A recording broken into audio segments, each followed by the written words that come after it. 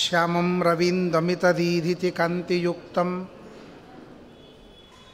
ಜ್ಞಾನಂ ಸರಂಚ ದಧತಂ ಪ್ರೇಯಾ ಸಮೇತಂ ಸ್ವಾತ್ಮಸ್ವರೂಪಮಮಿತಂ ಹನುಮನ್ಮುಖೇಶು ಸಂದರ್ಶಯಂತಮಮಿತಂ ಸ್ಮರತೋರು ಗಿರ್ಭಿಃ ಶುಭಾನ್ ಧ್ಯಾಯಂತಿ ಯೇ ಕಾಮಾನ್ ಗುರುದೇವ ಪ್ರಸಾದಜಾನ್ ಇತರಾನ್ ಆತ್ಮಪಾಪೋತ್ಥಾನ್ ತೇಷಾಂ ವಿದ್ಯಾ ಫಲಿಷ್ಯತಿ. ನಮೋಸ್ತು ತಾತ್ವಿಕಾ ದೇವಾಃ ವಿಷ್ಣುಭಕ್ತಿಪರಾಯಣಾಃ ಧರ್ಮಮಾರ್ಗೇ ಪ್ರೇರಯಂತು ಭವಂತಃ ಸರ್ವ ಏವ ಹಿ. ವಿಶೇಷವಾಗಿ ರಾಮಾಯಣದ ಪ್ರಸಂಗದಲ್ಲಿ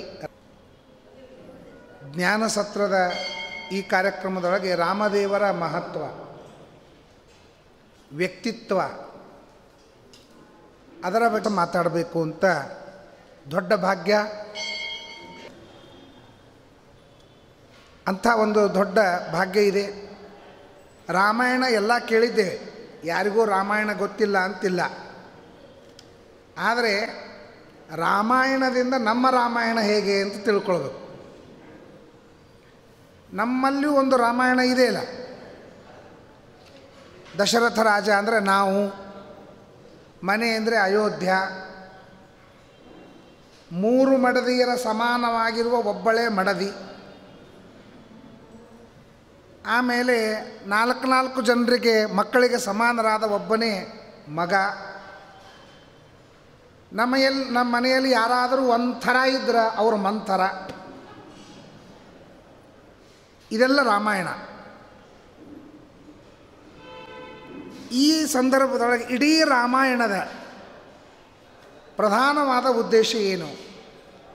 ರಾವಣನನ್ನು ಸಂಹಾರ ಮಾಡೋದಾ, ರಾಕ್ಷಸರನ್ನು ಸಂಹಾರ ಮಾಡೋದಾ ಅಂತ ಕೇಳಿದರೆ ಹೌದು ಇಲ್ಲ ಅಂತ ಹೇಳಬಹುದು. 14 ಲೋಕಗಳನ್ನು ಸೃಷ್ಟಿ ಮಾಡುವ, ಸಂಕಲ್ಪ ಮಾತ್ರದಿಂದ ಸೃಷ್ಟಿ ಮಾಡುವ, 14 ಲೋಕಗಳನ್ನು ಸಂಕಲ್ಪ ಮಾತ್ರದಿಂದ ಸಂಹಾರ ಮಾಡುವ ಭಗವಂತನಿಗೆ ಈ ರಾವಣಾದಿಗಳ ಸಂಹಾರ, ಅದಕ್ಕಾಗಿ ಅವತಾರ, ಅದು ಒಂದೇ ಉದ್ದೇಶ ಇರಲಿಕ್ಕಿಲ್ಲ. ಅದಕ್ಕೆ ನಮ್ಮ ಆಚಾರ್ಯರ ನಿರ್ಣಯವನ್ನು ತೆಗೆದುಕೊಂಡರೆ ಅವ್ರು ಹೇಳ್ತಾರೆ, ಪ್ರಧಾನವಾದ ಉದ್ದೇಶ ಏನು ಅಂದರೆ ಮರ್ತ್ಯಾವತಾರಸ್ತ್ವಿಹ ಮರ್ತ್ಯ ಶಿಕ್ಷಣಂ ಅಂತಂತಾರೆ. ನಾವು ಈ ಲೋಕದಲ್ಲಿ ಬಂದ ಮೇಲೆ ಬದುಕಬೇಕಾಗಿದೆ.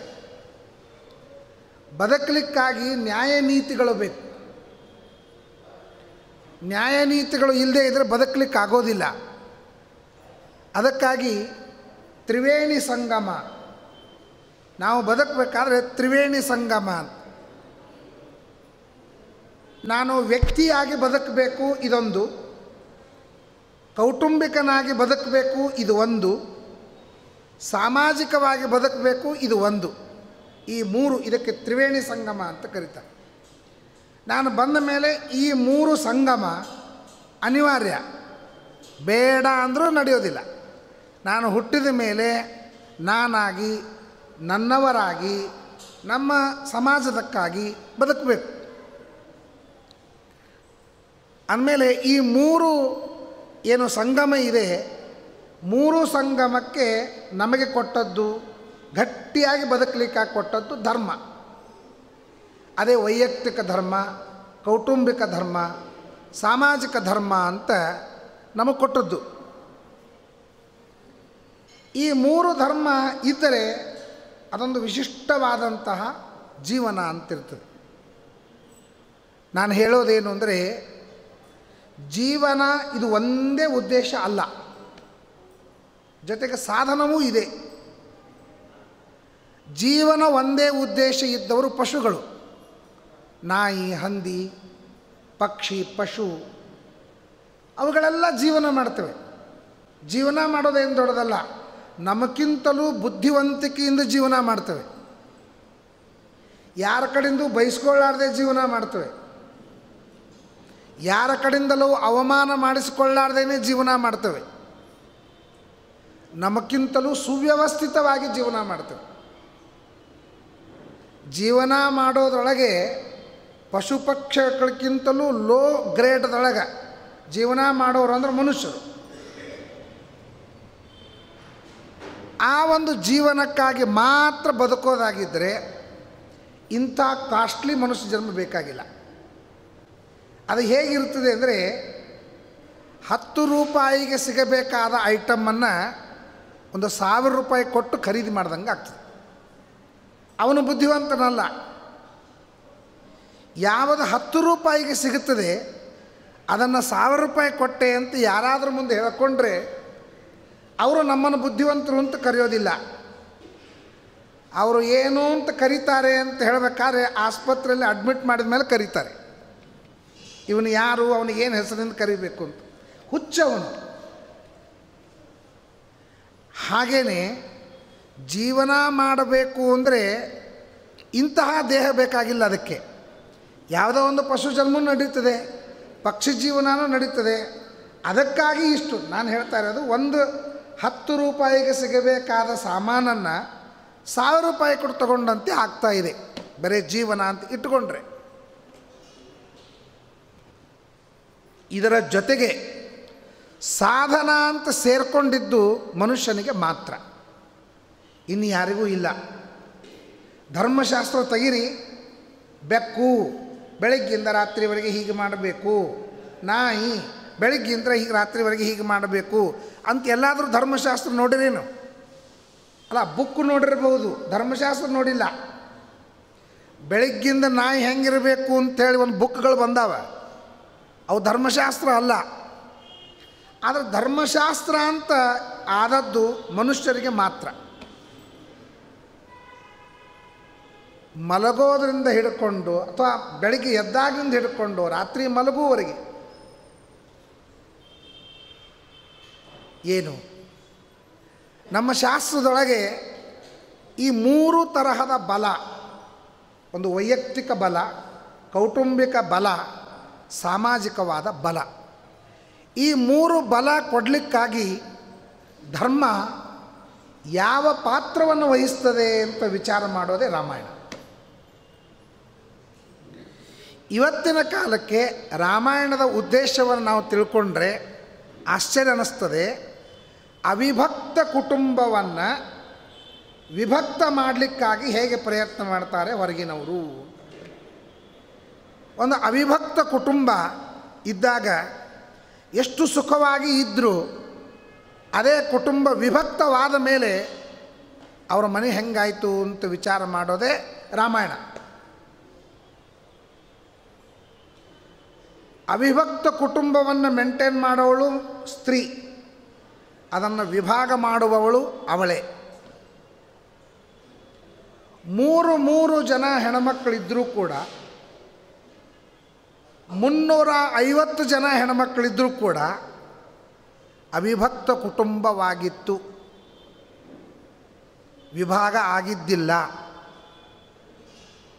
ಒಂದು ಕುಟುಂಬ ವಿಭಾಗ ಮಾಡಲಿಕ್ಕೆ ಒಂದು ಹೆಣ್ಣು ಸಾಕು, ದುಷ್ಟ ಹೆಣ್ಣ ಅಂತಲಿಕ್ಕೆ ಒಬ್ಬ ಮಂಥರ ಮಾಡಿದ್ರು. ಅವಿಭಕ್ತ ಕುಟುಂಬ ಹೊರಟೋಯ್ತು. ಅವತ್ತೇನು ಅವಿಭಕ್ತ ಕುಟುಂಬದ ಉದ್ಘಾಟನೆ ಆಯಿತು, ಇವತ್ತಿನವರೆಗೂ ಅವಿಭಕ್ತ ಕುಟುಂಬ ಹೊರಟೋಗ್ತಾ ಇದೆ. ಹಾಗಾದರೆ ನಾವು ಇಲ್ಲಿ ಜೀವನದ ಸೂತ್ರಗಳನ್ನು ಕಂಡುಹಿಡಿಬೇಕು. ಒಂದು ಅವಿಭಕ್ತ ಕುಟುಂಬ ವಿಭಕ್ತ ಹೇಗಾಗ್ತದೆ, ಯಾಕಾಗ್ತದೆ, ಎಲ್ಲಿ ವ್ಯತ್ಯಾಸವಿದೆ ಅಂತನ್ನೋದನ್ನು ನಾವು ಕಂಡುಹಿಡಿಬೇಕು. ಇವತ್ತು ಈ ರಾಮಾಯಣ ಹಿಂಗೆ ಕೇಳಿದರೆ ರಾಮಾಯಣ ಉಪಯೋಗ ಬೀಳುತ್ತೆ. ಪುಣ್ಯ ಬರಲಿ ಅಂತ ರಾಮಾಯಣ ಕೇಳಿದ್ರೆ ರಾಮಾಯಣ ಹೇಳಿಬಿಡ್ಬೋದು. ಆರ ಪುಣ್ಯಕ್ಕಾಗಿ ರಾಮಾಯಣ ಕೇಳೋಕ್ಕಿಂತ ಹೆಚ್ಚು ನಮ್ಮ ಬದುಕಿಗೆ ಸಂಬಂಧಪಡುವಂತೆ ರಾಮಾಯಣದ ಸನ್ನಿವೇಶಗಳು ಅಥವಾ ನೀತಿ ಸೂತ್ರಗಳು, ಜೀವನ ಸೂತ್ರಗಳು ಏನು ಅಂತ ವಿಚಾರ ಮಾಡಿದರೆ ರಾಮಾಯಣ ಇವತ್ತಿನ ನಮ್ಮ ಪ್ರತಿಯೊಬ್ಬ ಮನೆಯ ಹಾಳಾಗೋದನ್ನು ಹೇಗೆ ತಪ್ಪಿಸಬಹುದು ಅಂತನೋ ವಿಚಾರವನ್ನು ರಾಮಾಯಣದಲ್ಲಿ ಕಾಣಬಹುದು. ಅದಕ್ಕೆ ಮರ್ತ್ಯಾವತಾರಸ್ತ್ವಿಹ ಮರ್ತ್ಯ ಶಿಕ್ಷಣಂ, ರಾಮದೇವರು ಬಂದದ್ದು ಯಾಕೆ ಅಂತಲ್ಲಿಕ್ಕೆ ಶ್ರೀಮದಾಚಾರ್ಯ ಹೇಳ್ತಾರೆ, ಮರ್ತ್ಯ ಶಿಕ್ಷಣಂ ಅಂತಂತ, ಮಾನವನಿಗೆ ಶಿಕ್ಷಣವನ್ನು ಕೊಡಲಿಕ್ಕಾಗಿ. ಹಂಗಾರೆ ಮಾನವರಿಗೆ ಯಾಕೆ ರಾಮದೇವರು ಭೂಮಿಯಲ್ಲಿ ಶಿಕ್ಷಣವನ್ನು ಕೊಡಲಿಕ್ಕಾಗಿ ಅವತಾರ ಮಾಡಿದರು ಅಂತ ಹೇಳಲಿಲ್ಲ. ರಾಮದೇವರು ಭೂಮಿಯಲ್ಲಿ ಮನುಷ್ಯರಿಗೆ ಶಿಕ್ಷಣವನ್ನು ಕೊಡಲಿಕ್ಕಾಗಿ ಹೇಳಿದರು. ಯಾವ ಪಶು ಹೆಸರು ತಗೊಳ್ಳಿಲ್ಲ, ಮನುಷ್ಯನಿಗೆ ಅಂತ ಮರ್ತ್ಯ ಶಿಕ್ಷಣಂ ಅಂತ ಪ್ರತ್ಯೇಕವಾಗಿ ನಮ್ಮನ್ನೇ ಉದ್ದೇಶಿಸಿಕೊಂಡು ಯಾಕೆ ಹೇಳಿದರು ಅಂದರೆ, ನಮಗೆ ಕಲಿಸ್ಲಿಕ್ಕೆ ಯೋಗ್ಯವಾದದ್ದು. ಯಾಕೆಂದರೆ ಹಾದಿ ತಪ್ಪವರು ನಾವೇ. ಎಷ್ಟೆಷ್ಟು ಬುದ್ಧಿವಂತರಾಗ್ತೇವೆ ಅಷ್ಟಷ್ಟು ಹಾದಿ ತಪ್ತೀವಿ. ಇವತ್ತು ಎಲ್ಲರ ಹಾದಿ ತಪ್ಪಿದ್ದು ಯಾಕೆ ಅಂದರೆ ಬುದ್ಧಿವಂತರಾದದ್ದಕ್ಕೆ. ಬುದ್ಧಿ ಜಾಸ್ತಿ ಆಯಿತು ಅಂದರೆ ಭಾವನಾ ಕಮ್ಮಿ ಹಾಕೋತ ಹೋಗ್ತದೆ. ತಕಡಿ ಇದ್ದಂಗೆ ಒಂದು ಮೇಲೆ ಹೋದ್ರೆ ಇನ್ನೊಂದು ಕೆಳಗಿರ್ತಿರ್ತದೆ. ಬುದ್ಧಿ ಜಾಸ್ತಿ ಆಯಿತು, ಭಾವನಾ ಕಡಿಮೆ ಆಗ್ತದೆ. ಭಾವನಾ ಜಾಸ್ತಿ ಇತ್ತು, ಬುದ್ಧಿ ಕಡಿಮೆ ಇರ್ತದೆ. ನೋಡ್ರಿ, ನಮ್ಮ ಹಳಿ ಜನರಿಗೆ ಭಾವನಾ ಎಷ್ಟು, ಹೊಸ ಜನರಿಗೆ ಭಾವನಾ ಎಷ್ಟು. ಹಳಿ ಜನರು ಧಾರ್ಮಿಕರು, ಒಳ್ಳೆ ಭಾವನಾಶೀಲರು, ಕಣ್ಣೀರು ತರ್ತಾರೆ. ಯಾರಿಗಾದರೂ ಏನಾದರೂ ಆದರೂ ನೋವಾಗ್ತದೆ. ಯಾಕೆ ಅಂದರೆ ಅವ್ರಿಗೆ ಬುದ್ಧಿ ಕಮ್ಮಿ, ಭಾವನಾ ಜಾಸ್ತಿ. ಇವತ್ತಿನ ನಾನು ನಿನ್ನೆ ಹುಬ್ಬಳ್ಳಿಯಲ್ಲಿ ಬರ್ತಾ ಇರುವಾಗ ಒಬ್ಬರು ಹೆಣ್ಮಗಳು ಒಬ್ಬನಿಗೆ ಹೊಡಿತಾ ಇದ್ಲು. ಏನಲ್ಲ, ಅವನು ಬರ್ತಾ ಇರುವಾಗ ರಶ್ಶು ಟಚ್ ಆಯಿತು. ಆ ಟಚ್ ಆದದಕ್ಕೆ ಹೆಣ್ಮಗಳು ಹೊಡೆದ್ಲು. ಒಬ್ಬರಾದರೂ ಯಾಕೆ ಹೊಡಿತಿ ಅಂತ ಕೇಳಲಿಲ್ಲ, ಪಾಪ ಹೊಡಿಬೇಡ ಅಂತ ಅಲ್ಲಿಲ್ಲ. ಒಬ್ಬರು ನಮ್ಮ ಗಾಡಿ ಬಿಟ್ಟಿತ್ತು, ಹೊಡಿತಾ ಇದ್ಲು ಅವಳು. ನಿಮ್ಮ ಬೆಂಗಳೂರಲ್ಲೂ ನಾವು ನೋಡೀವಿ, ಕಾಲ ಮುರ್ಕೊಂಡು ಬಿದ್ದವನಿಗೆ ಒಬ್ಬರು ನೋಡಲಿಲ್ಲ ಅಂತ ನ್ಯೂಸು ದೊಡ್ಡ ಸುದ್ದಿ ಆಯ್ತದು. ಈ ನಿಷ್ಕರುಣ ಅಂತನೋ ಭಾವನಾ ಯಾಕೆ ಬಂತು ಇವತ್ತಿನ ಜನರಿಗೆ ಹೇಳ್ರಿ? ಯಾಕೆಂದರೆ ಭಾವನಾ ಕಮ್ಮಿ, ಬುದ್ಧಿ ಜಾಸ್ತಿ. ಎಲ್ಲಿ ಬುದ್ಧಿ ಜಾಸ್ತಿ ಇರ್ತದೆ ಅಲ್ಲಿ ನಾಸ್ತಿಕತನ ಇರ್ತದೆ. ಎಲ್ಲಿ ಭಾವನಾ ಜಾಸ್ತಿ ಇರ್ತದೆ ಅಲ್ಲಿ ಭಾವುಕತನ ಜಾಸ್ತಿ ಇರ್ತದೆ. ಬುದ್ಧಿ ಮತ್ತು ಭಾವನಾ ಎಲ್ಲಿ ಸೇರ್ಕೊಳ್ತವೆ ಅವನು ಸಾಧಕನಾಗ್ತಾನೆ. ಸಾಧನೆಗೆ ಬೇಕಾದದ್ದು ಬರೀ ಭಾವನಾ ಅಲ್ಲ, ಸಾಧನಕ್ಕೆ ಬೇಕಾದದ್ದು ಬರೀ ಬುದ್ಧಿ ಅಲ್ಲ, ಬುದ್ಧಿ ಭಾವನೆಗಳ ಸಂಗಮ ಬೇಕು. ಅಂದರೆ ಸಾಧನೆಗೆ ಅದು ಉಪಯೋಗ ಬೀಳುತ್ತದೆ. ಅದನ್ನು ಕಲಿಸ್ಲಿಕ್ಕಾಗಿ ರಾಮದೇವರು ಬಂದರು. ಮರ್ತ್ಯಾವತಾರ ಮರ್ತ್ಯ ಶಿಕ್ಷಣಂ ಅಂತಂದು, ಮನುಷ್ಯನಿಗೆ ಶಿಕ್ಷಣವನ್ನು ಕೊಡಲಿಕ್ಕಾಗಿ ರಾಮದೇವರು ಅವತಾರ ಮಾಡಿದ್ದು, ರಾವಣನ ಸಂಹಾರ ಮಾಡಲಿಕ್ಕಾಗಿ ಅಲ್ಲ. ವಿಚಾರ ಮಾಡಿ,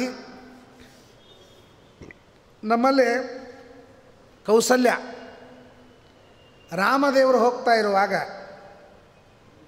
ಸಂದೇಶ ಹೇಳ್ತಾಳೆ, ನೀನು ಹೋಗು ಒಳ್ಳೆಯದಾಗಲಿ, ಇಷ್ಟು ಹೇಳೋದಿಲ್ಲ.